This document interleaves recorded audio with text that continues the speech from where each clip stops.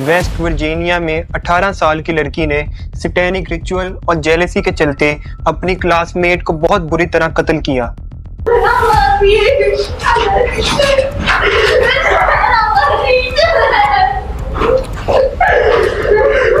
उसने अपनी क्लासमेट को 40 मिनट तक टॉर्चर किया और उसके चेहरे को बार बार पत्थर मारकर खराब कर दिया और नाइफ से उसकी वेस्ट पर सैटेनिक सिंबल पेंटागन और उसकी चेस्ट पर स्टार बनाया और जाते हुए उसके स्कल का एक piece as a winning trophy अपने साथ लेकर गई। आखिर उस लड़की के साथ ऐसा क्या हुआ था या उसके दिमाग में ऐसा क्या चल रहा था कि उसने इतनी बेदर्दी से ये खून किया। अस्सलाम वालेकुम दोस्तों, मेरा नाम डॉक्टर नबील है। आइए आज एक ऐसे केस के बारे में बात करते हैं जिसमें एक 18 साल की लड़की ने इतनी बुरी तरह मर्डर किया कि जिसको अदालत ने डेथ सेंटेंस की सज़ा दी और वो यूएसए की हिस्ट्री में डेथ सेंटेंस हासिल करने वाली यंगेस्ट वुमन बन गई।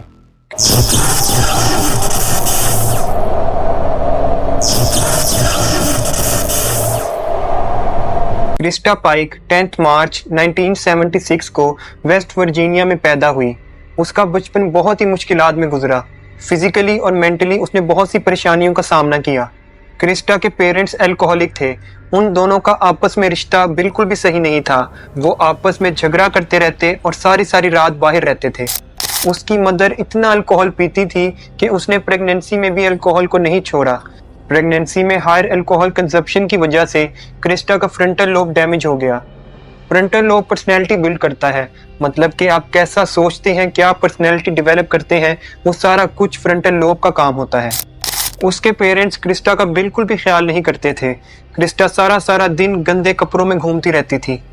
ये दोनों घर का भी बिल्कुल ख्याल नहीं करते थे, ना घर की सफाई किया करते थे। नेबर्स के मुताबिक घर इतना गंदा होता था कि वहाँ से स्मेल तक आती थी। आखिरकार जब क्रिस्टा 2 साल की हुई तो उसके पेरेंट्स का आपस में डिवोर्स हो गया।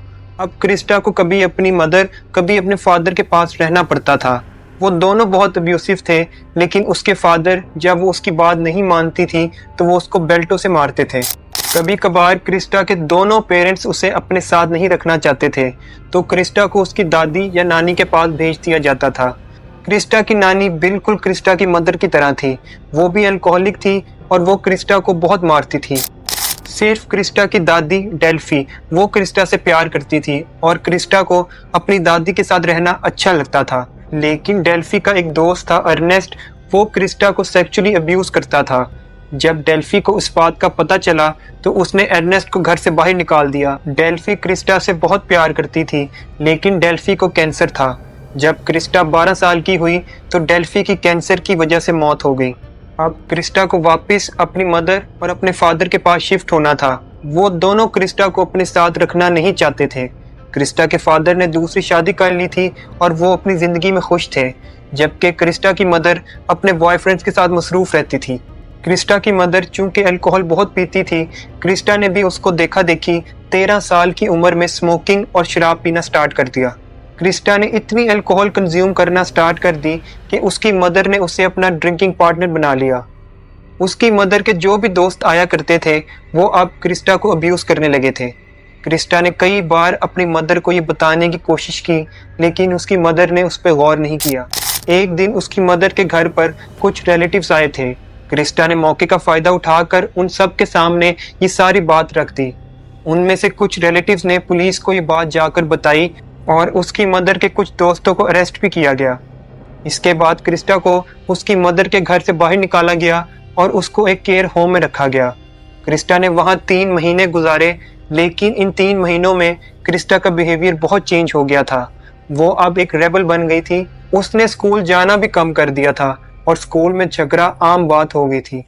जैसे जैसे टाइम गुजर रहा था ये छोटी मोटी चोरियां भी करने लगी थी। जब क्रिस्टा 15 साल की हुई तो उसे एक इंसिडेंट्स में 12 महीने की सज़ा हुई और क्रिस्टा को जुवेनाइल डिटेंशन सेंटर में भेज दिया गया। इस डिटेंशन सेंटर में क्रिस्टा काफ़ी वायलेंट हो गई थी। इस सेंटर में उसके इनमेट्स के साथ काफ़ी लड़ाइयाँ हुआ करती थी। जब क्रिस्टा सेंटर से बाहर आई तो वो 16 साल की थी, लेकिन वो फुल ऑफ डिप्रेशन और बाइपोलर डिसऑर्डर में मुब्तला थी। इस डिप्रेशन की वजह से क्रिस्टा ने स्कूल भी छोड़ दिया था। वो 2 साल इसी डिप्रेशन में मुब्तला रही। क्रिस्टा जब 18 साल की हुई तो उसने एक यूथ प्रोग्राम जॉब कॉर्प्स को ज्वाइन किया। ये गवर्नमेंट की तरफ से एक प्रोग्राम था। इस प्रोग्राम का मकसद ये था कि जो बच्चे किसी भी वजह से अपनी एजुकेशन कंप्लीट नहीं कर सके थे, वो सब इसमें ज्वाइन होकर अपनी एजुकेशन कंप्लीट कर सकते हैं। इस प्रोग्राम की रेपुटेशन बिल्कुल भी अच्छी नहीं थी, क्योंकि ये गवर्नमेंट की तरफ से प्रोग्राम था, तो इसलिए कोई चेक एंड बैलेंस नहीं था। स्टूडेंट्स आपस में बहुत ही वायलेंट थे, उनके पास नाइफ्स और बॉक्स कटर होना आम बात थी। क्योंकि इस प्रोग्राम में वो सारे बच्चे आए हुए थे जो किसी ना किसी वजह से अपनी एजुकेशन कंप्लीट नहीं कर सके थे। उन सब में काफ़ी वायलेंट बच्चे भी शामिल थे। क्रिस्टा की मुलाकात वहाँ पर 17 साल के टेड्रिल शिप से होती है। इन दोनों की सोच आपस में काफ़ी मिलती थी। क्योंकि दोनों ब्रोकन फैमिली से थे, इसलिए दोनों का आपस में रिलेशन काफ़ी अच्छा हो गया। इन दोनों का आपस में रिश्ता प्यार की तरफ चला गया। इन दोनों ने एक दूसरे को अपने पास्ट की हर बात बता दी। दोनों का रिलेशन आपस में अब्यूसिव था, लेकिन दोनों एक दूसरे की कंपनी काफ़ी इंजॉय करते थे। लेकिन इन दोनों में एक बहुत ही ख़तरनाक बात थी, दोनों शैतान की पूजा करने को अच्छा समझते थे। वो दोनों सैटनिज्म में इतना आगे निकल गए थे कि इन दोनों ने डेविल को एक सेक्रीफाइस देने के बारे में सोचना शुरू कर दिया। अभी तक सब ठीक जा रहा था, लेकिन क्रिस्टा की मुलाकात कॉलिन स्लैमर से हुई। कॉलिन स्लैमर भी यहाँ पर अपनी एजुकेशन कंप्लीट करने आई थी, लेकिन क्रिस्टा और कॉलिन का आपस में रिलेशन बिल्कुल भी ठीक नहीं था। फिर आता है थैंक्सगिविंग। थैंक्सगिविंग के लिए क्रिस्टा को अपनी मदर के पास जाना पड़ा था। क्रिस्टा इससे खुश नहीं थी, लेकिन उसे जाना ही था। कॉलिन और टेंड्रिल दोनों थैंक्सगिविंग पर कैंपस पर ही थे। क्रिस्टा के पीछे टेंड्रिल और कॉलिन का आपस में रिलेशन काफ़ी अच्छा हो गया। इतना अच्छा हो गया कि दे हुक्ड अप। जब क्रिस्टा वापस आती है तो टेंड्रिल क्रिस्टा को सारी बात बता देता है। वो कहता है कि कॉलिन उसके लिए ऑब्सेस्ड है और वो उसे एक मिनट के लिए भी अकेला नहीं छोड़ती। टेंड्रिल इस सब का ब्लेम कॉलिन पर डाल देता है। क्रिस्टा को उस वक्त बहुत गुस्सा आता है और वो कॉलिन से रिवेंज लेने का सोचती है। इस इंसिडेंट्स के बाद क्रिस्टा ने कॉलिन की लाइफ को हेल बना दिया। क्रिस्टा ने अपने दोस्तों के साथ मिलकर कॉलिन को इतना बुली किया कि कॉलिन ने इन सब के बारे में अपनी मदर को बताया, लेकिन उसकी मदर ने बिलीव नहीं किया। उन्हें लगा कि कॉलिन पढ़ाई ना करने की वजह से ये सब कुछ कह रही है। क्रिस्टा ने अपनी दोस्त किम से एक बार कॉलिन को मारने के बारे में जिक्र किया। किम ने पुलिस को बताया कि उसने 12 जनवरी को क्रिस्टा, कॉलिन, टेंड्रिल और शिडोला पैट्रिसन को कैंपस से बाहर निकलते हुए देखा, लेकिन जब वो वापस आए तो कॉलिन उनके साथ नहीं थी। 13 जनवरी 1995 एक कपल कैंपस के पास जंगल में मॉर्निंग वॉक के लिए जा रहा होता है, तो उन्हें वहाँ काफ़ी खून नज़र आता है। जब वो पास जाकर देखते हैं तो उन्हें एक लड़की की बॉडी नज़र आती है। वो फ़ौरन पुलिस को फ़ोन करते हैं। जब पुलिस वहाँ पहुँचती है तो वो हैरान रह जाती है। वो एक यंग लड़की की बॉडी थी जिसका फेस पूरी तरह म्यूटिलेटेड था और उसकी वेस्ट पर पेंटागन और उसकी चेस्ट पर एक स्टार बना हुआ था। जब पुलिस इन्वेस्टिगेशन करती है तो उन्हें इन तीनों का पता चल ही जाता है। क्रिस्टा कॉलिन के स्कल का एक पीस वापस कैंपस लेकर आई थी और वो ये पीस अपने दोस्तों के सामने दिखा भी रही थी। बाद में इन्हीं दोस्तों ने पुलिस के सामने गवाही दी। उन्होंने कहा कि क्रिस्टा हंस हंस कर उन्हें ये सब कुछ बता रही थी। Dancing around the circle while she was telling you about this? Yes. Was she doing anything else? She was smiling. She was kind of saying la la la.